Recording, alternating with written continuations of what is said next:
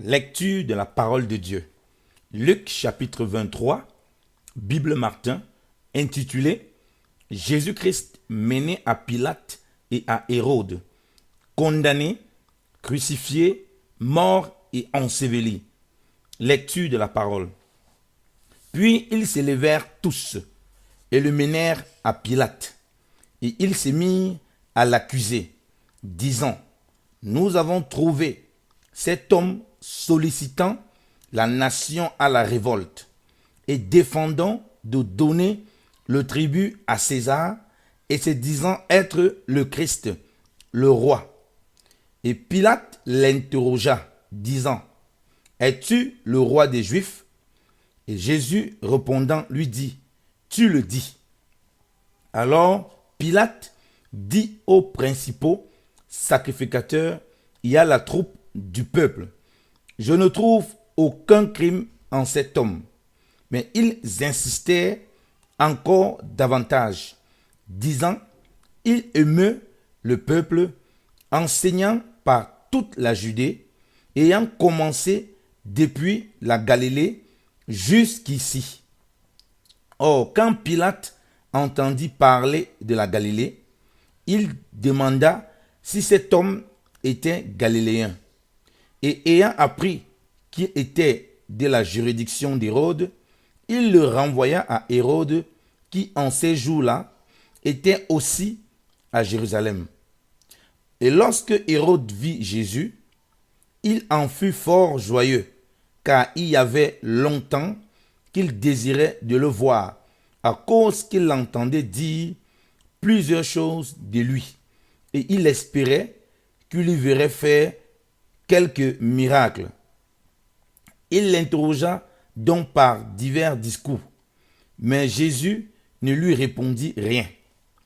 Et les principaux sacrificateurs et les scribes comparurent l'accusant avec une grande véhémence. Mais Hérode, avec ses gens, l'ayant méprisé et s'étant moqué de lui, après qu'il l'eut revêtu d'un vêtement blanc, le renvoya à Pilate. Et en ce même jour, Pilate et Hérode devinrent amis entre eux, car auparavant, ils étaient ennemis. Alors, Pilate ayant appelé les principaux sacrificateurs et les gouverneurs et le peuple, il leur dit, vous m'avez présenté cet homme comme soulevant le peuple. Et voici, l'en ayant fait répondre devant vous, je n'ai trouvé en cet homme aucun de ces crimes dont vous l'accusez. Ni Hérode non plus, car je vous ai renvoyé à lui, et voici, rien ne lui a été fait qui marque qu'il soit digne de mort. Quand donc je l'aurais fait fouetter, je le relâcherai. Or, il fallait qu'il leur relâchât quelqu'un à la fête. Et toutes les troupes s'écrièrent ensemble, disant, ôte celui-ci et relâche-nous Barabbas, qui avait été mis en prison pour quelque sédition faite dans la ville avec meurtre. Pilate donc leur parla encore, voulant relâcher Jésus. Mais ils s'écriaient, disant, crucifie, crucifie-le.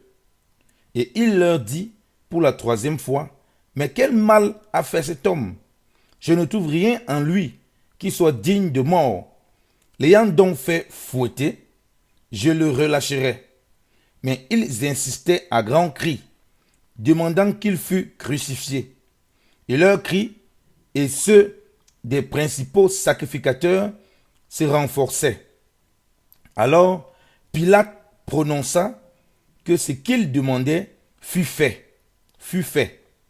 Et il leur relâcha celui qui pour sédition et pour meurtre avait été mis en prison, et lequel il demandait, et il abandonna Jésus à leur volonté. Et comme ils l'amenaient, ils prirent un certain Simon, Cyrénien, qui venait des champs, et le chargèrent de la croix pour la porter après Jésus. Or, il était suivi d'une grande multitude de peuples et de femmes qui se frappaient la poitrine et le pleuraient. Mais Jésus, se tournant vers elles, leur dit, « Filles de Jérusalem, ne pleurez point sur moi, mais pleurez sur vous-mêmes et sur vos enfants. Car voici, les jours viendront auxquels on dira, bienheureuses sont les stériles, et celles qui n'ont point eu d'enfants, et les mamelles qui n'ont point nourri. Alors, ils se mettront à dire aux montagnes, tombez sur nous, et aux coteaux, couvrez-nous. Car s'ils font ces choses au bois vert, que sera-t-il fait au bois sec? Deux autres aussi qui étaient des malfaiteurs furent menés pour les faire mourir avec lui. Et quand il fut venu au lieu qui est appelé le test, ils le crucifiaient là. Et les malfaiteurs aussi, l'un à la droite et l'autre à la gauche. Mais Jésus disait, « Père, pardonne-leur, car ils ne savent ce qu'ils font. » Il fit ensuite le partage de ses vêtements, et ils les jetèrent au sort. Et le peuple se tenait là, regardant. Et les gouverneurs aussi se moquaient de lui avec eux, disant, « Il a sauvé les autres, qu'il se sauve lui-même, s'il est le Christ, l'élu de Dieu. » Les soldats aussi se moquaient de lui, s'approchant et lui présentant du vinaigre, et disant, « Si tu es le roi des Juifs, sauve-toi toi-même. » Or, il y avait au-dessus de lui un écriteau en lettres grecques et romaines et hébraïques en ces mots. Celui-ci est le roi des Juifs. Et l'un des malfaiteurs qui était pendu l'outrageait, disant, « Si tu es le Christ, sauve-toi toi-même, et nous aussi. » Mais l'autre, prenant la parole, le censurait fortement, disant, « Au moins, ne crains-tu point Dieu, puisque tu es dans la même condamnation?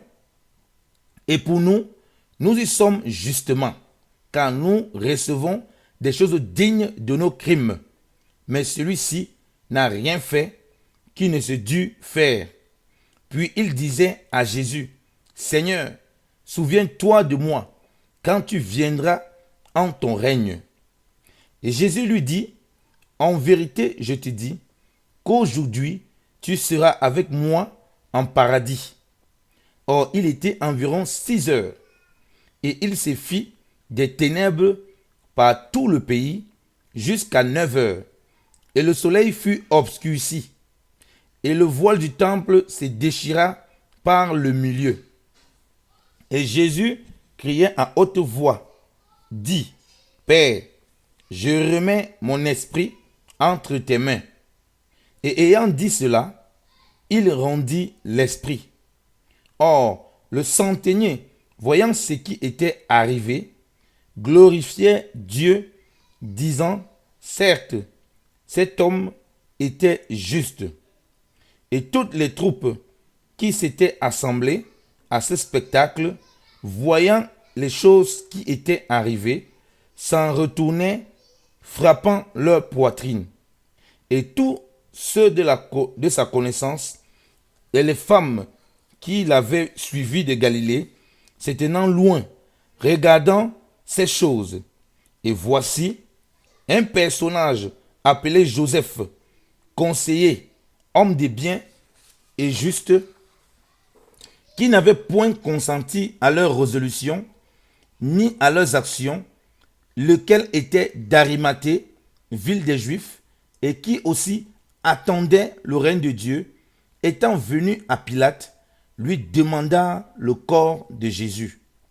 Et l'ayant descendu de la croix, il l'enveloppa dans un linceul, et le mit en un sépulcre taillé dans le roc, où personne n'avait encore été mis. Or, c'était le jour de la préparation, et le jour du sabbat allait commencer. Et les femmes qui étaient venus de Galilée avec Jésus, ayant suivi Joseph, regardaient le sépulcre et comment le corps de Jésus y était mis. Puis, s'en étant retournés, elles préparaient des drogues aromatiques et des parfums. Et le jour du sabbat, elles se reposaient selon le commandement de la loi. Amen. Parole du Seigneur. Amen.